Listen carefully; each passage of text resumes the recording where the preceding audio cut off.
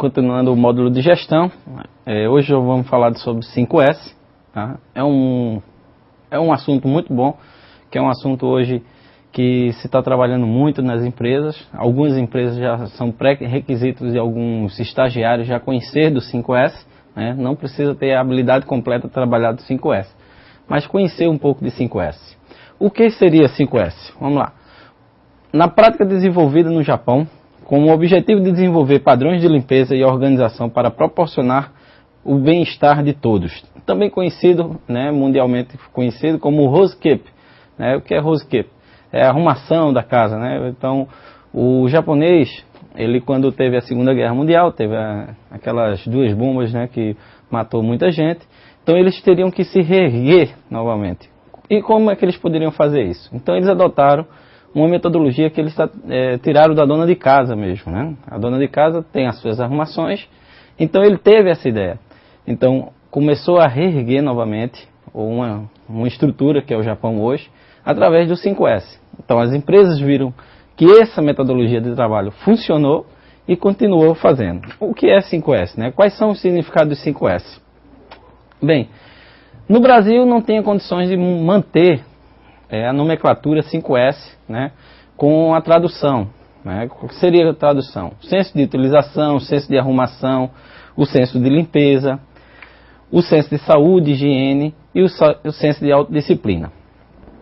Então o brasileiro, como muito inteligente que é, ele criou o nome senso para continuar com o 5S.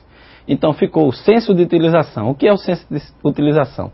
Separar as coisas necessárias e eliminar as desnecessárias. Ou arrumação, arrumar as coisas necessárias, agrupando-as para facilitar o seu acesso e manuseio. Limpeza, eliminar sujeira, poeira, manchas e óleos do chão e de equipamentos. O de saúde e higiene, conservar a limpeza dos ambientes, criando uma padronização.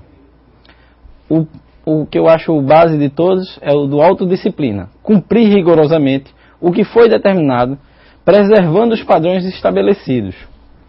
Então vamos passar para cada um. O senso de utilização. Devemos ter o que necessitamos, né? Distinguindo o que é necessário do que não é necessário. Evitando os desperdícios das coisas materiais e do nosso próprio esforço. Né? O que acontece? Geralmente, vamos olhar para casa, para dentro de casa, para a gente entender a empresa. O que é que a gente acontece? Muita gente tem algum sapato velho que está lá guardado há milhões de anos, não está usando. Né? E ele poderia doar a alguém, poderia vender para alguém, ele poderia fazer algum tipo de manuseio para que ele não ficasse ali parado. Acontece isso muito também nos guarda-roupas, né? Principalmente das mulheres, né? E alguns homens que são vaidosos demais. Né?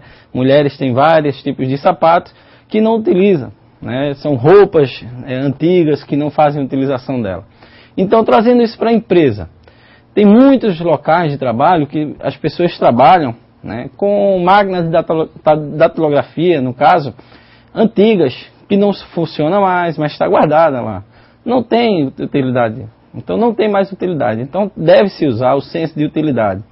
Materiais que você não utiliza, você pode doar para alguém que utilize. Né? Formas de trabalho, planilhas que você não está utilizando no seu computador, você descarta ele. Né? Isso também parte de um senso de utilização. Né? Então, normalmente, a gente tem algumas perguntas para entender mais ou menos, basicamente isso. Este equipamento tem realmente conserto? São aqueles equipamentos que estão lá obsoletos, parados, não tem conserto nenhum mais. Então, tem que se fazer essa pergunta. Começa a se fazer essas perguntas. Essas máquinas voltarão a ser utilizadas, né? Tem algumas empresas por aí que ficam paradas com as fábricas, né? Em setores que não funciona mais aquela fábrica, então vai para um setor de desperdício, né? Como eles chamam, de setor de desperdício. Mas nem doam, nem vendem e ficam lá obsoletos, só com o espaço físico desarranjado. Então as pessoas têm que ter cuidado com isso.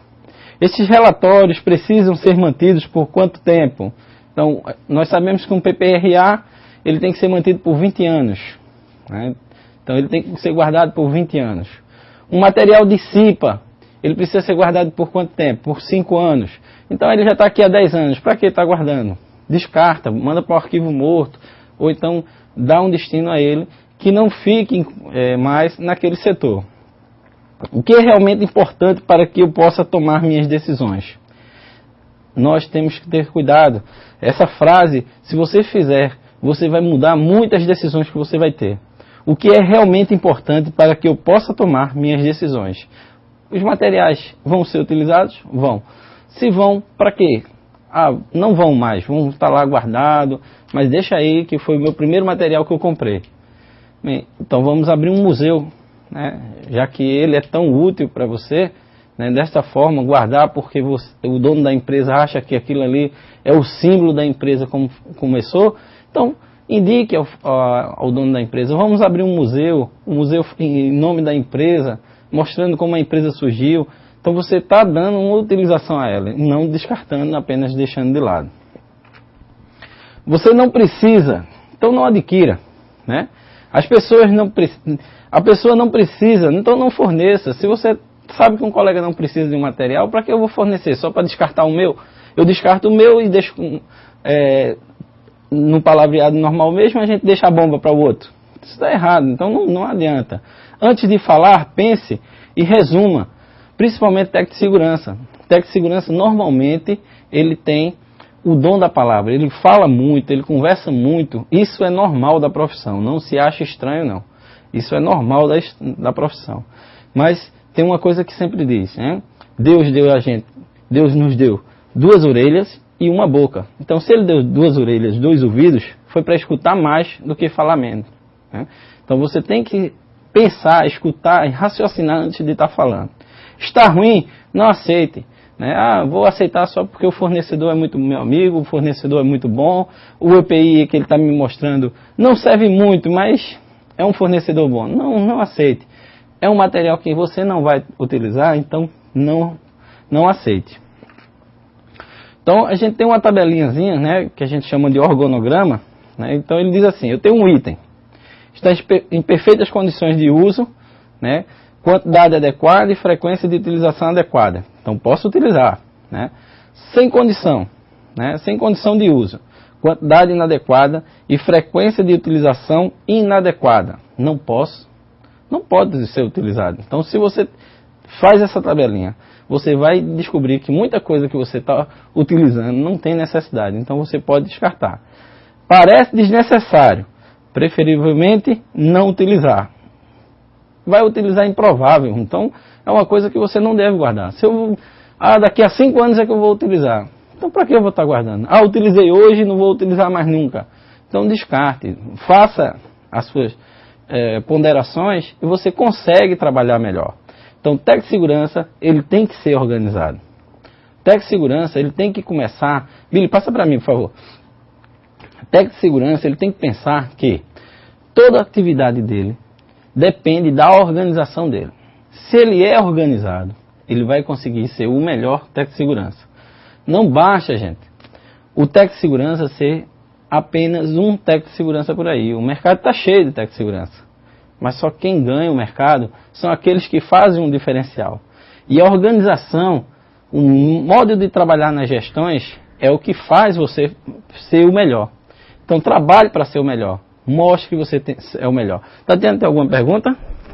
Não temos nenhuma pergunta. Então, vamos lá continuar.